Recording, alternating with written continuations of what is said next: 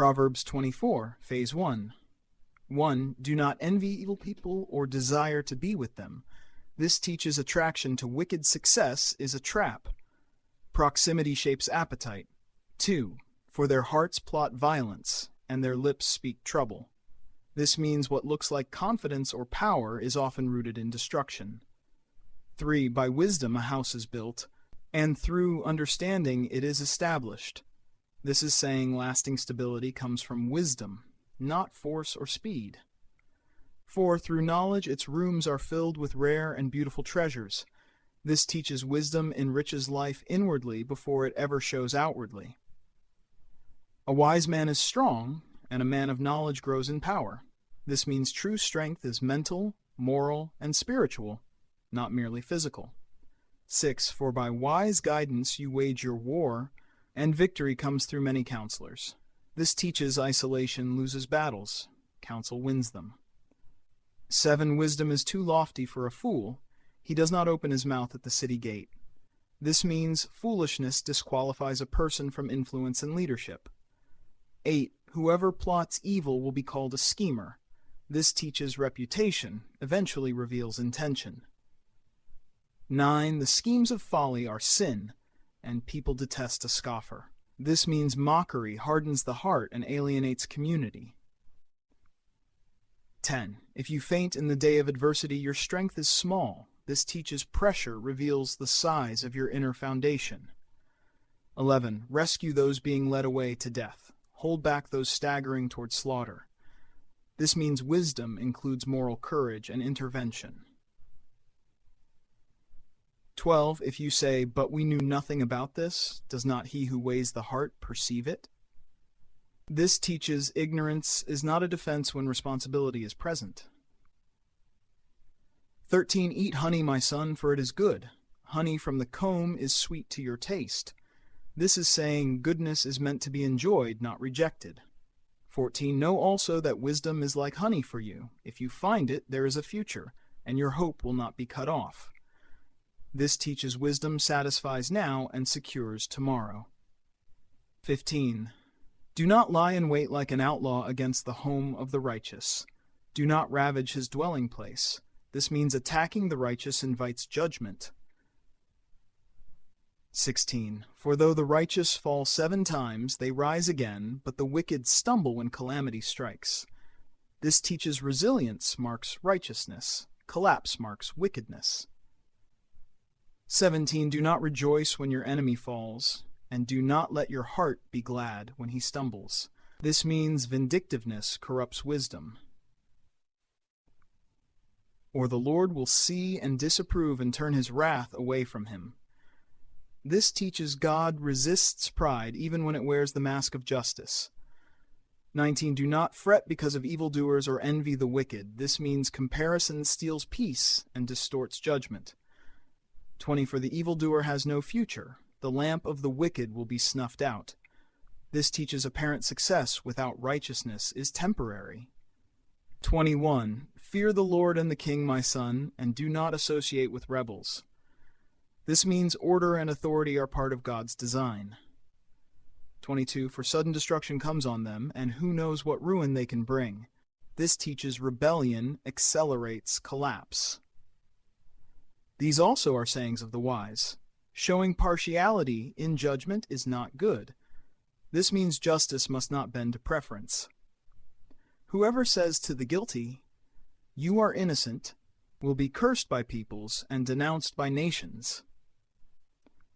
This teaches moral compromise, invites public consequence. 25. But it will go well with those who convict the guilty, and rich blessing will come upon them. This means truth-telling carries long-term blessing. 26. An honest answer is like a kiss on the lips. This teaches truth delivered rightly is an act of love. 27. Put your outdoor work in order and get your fields ready. After that, build your house. This means wisdom prioritizes foundation before comfort. 28. Do not testify against your neighbor without cause, or use your lips to deceive. This teaches words wield power and must be restrained. 29. Do not say, "I'll do to them as they have done to me. I'll pay them back for what they did. This means vengeance imitates evil rather than overcoming it. 30. I went past the field of a sluggard, past the vineyard of someone who lacked sense. This teaches laziness leaves visible evidence. 31. Thorns had come up everywhere. The ground was covered with weeds, and the stone wall was in ruins. This means neglect produces decay naturally. 32. I applied my heart to what I observed and learned a lesson from what I saw. This teaches wisdom, pays attention, and learns. 33. A little sleep, a little slumber, a little folding of the hands to rest. This means decline rarely happens all at once. 34. And poverty will come on you like a thief, and scarcity like an armed man. This teaches neglect, invites unavoidable consequence. Proverbs 24, Phase 2. Historical and cultural anchorings. Proverbs 24 reflects a culture where survival, leadership, and justice were inseparably connected to wisdom. Houses, vineyards, city gates, and fields were not metaphors alone. They were literal measures of a person's stability and character.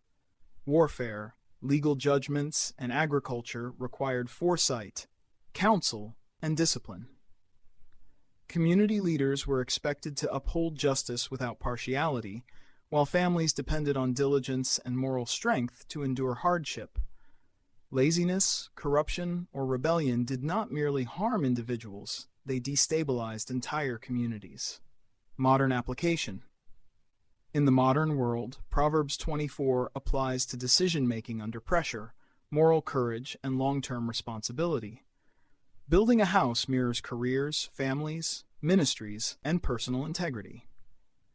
The warnings against envy, revenge, and moral compromise confront today's culture of comparison, outrage, and justification. Rescue of those headed toward destruction speaks to ethical responsibility in the face of injustice, abuse, or deception. The sluggard's field reflects neglected habits, unmanaged responsibilities, and spiritual drift that quietly lead to collapse. Linguistic anchorings. The Hebrew structure emphasizes progression and consequence. Phrases like a little sleep, a little slumber convey gradual erosion rather than sudden failure. Parallelism contrasts the resilient righteous with the collapsing wicked. Terms associated with wisdom convey stability, structure, and continuity, while folly is linked to fragmentation and decay. The modern phrasing used in Phase 1 preserves the cadence and force of these contrasts in language that flows naturally when spoken. God is presented as the ultimate moral evaluator. He weighs hearts, observes hidden motives, and governs outcomes beyond human perception. Righteousness is marked not by perfection but by resilience, rising again after falling. God opposes vengeance, partiality, and pride, while honoring humility, truth, and disciplined obedience. The fear of the Lord is paired with respect for rightful authority, reinforcing divine order over chaos. Wisdom as strength. True power is rooted in discernment and counsel. Resilience of the righteous, falling does not define failure. Refusal to rise does. Moral responsibility. Silence or inaction in the face of injustice is not neutral. Discipline and diligence. Stability is built intentionally over time. Consequences of neglect. Decay follows unattended responsibility. Justice without partiality. Truth must not bend to convenience. Closing thought. Proverbs 24 teaches that wisdom is active, courageous, and disciplined. It demands foresight, moral clarity, and perseverance. Stability, whether personal, familial, or societal, is not accidental. It is constructed through obedience, restraint, and reverence for God's order. The chapter calls readers to build wisely, stand firmly, and act justly, even when doing so requires effort or sacrifice. Reflection prompts. Where might envy or comparison be weakening your discernment? Are there responsibilities you have neglected that now require attention? How do you respond when faced with injustice or moral compromise? In what areas can diligence and counsel strengthen your foundation?